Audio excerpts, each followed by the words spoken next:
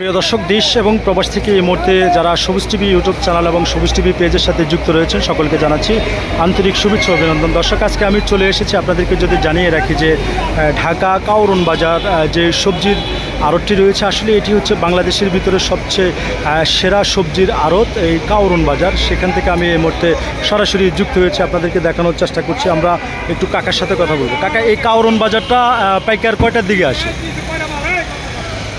11টা থেকে আরম্ভ হয়। বাজার 11টা থেকে আরম্ভ হয়। এটা তো বাংলাদেশের সেরা আড়ত নাকি এই কাউরন বাজার?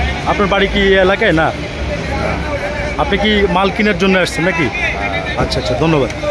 প্রিয় দর্শক, আমরা যুক্ত হয়েছি এখানকার আসলে একজন পাইকারের সাথে। তিনি আমাদেরকে জানিয়েছেন যে বাজার প্রায় 11টা থেকে চালু হয়। এখানে প্রচণ্ড সবজি কিন্তু বাংলাদেশের বিভিন্ন জেলা থেকে, প্রিয় দর্শক, দূরপাল্লার মালবাহী পরিবহন যেগুলো রয়েছে, প্রিয় দর্শক, সেই পরিবহন যোগে কিন্তু এই ঢাকা কাউরন বাজারে মাল আসে। আমরা এখন জানতে চাইবো যে উনি কোন জায়গা থেকে আসছেন। ভাই, আসসালামু আলাইকুম। ওয়ালাইকুম আসসালাম। আপনার নাম?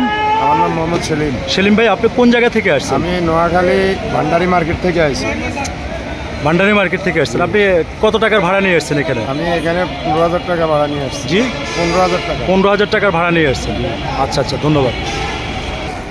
দর্শক, আমাদেরকে একজন চালক জানিয়েছেন তিনি নোয়াখালী ভান্ডারিয়া মার্কেট থেকে ভাড়া নিয়ে কিন্তু এই ঢাকা কাউরন বাজার এসেছেন। এই মুহূর্তে ওনার গাড়ি আনলোড হচ্ছে। আমরা আরেকজন চালকের সাথে যুক্ত হব। ভাই, আসসালামু আলাইকুম। ওয়ালাইকুম আসসালাম। ভাইয়ের নাম? মোহাম্মদ সুমন। ভাই, দেশের বাড়ি কোথায়? নোয়াখালী। নোয়াখালী। এখানে কি নিয়ে আসছেন?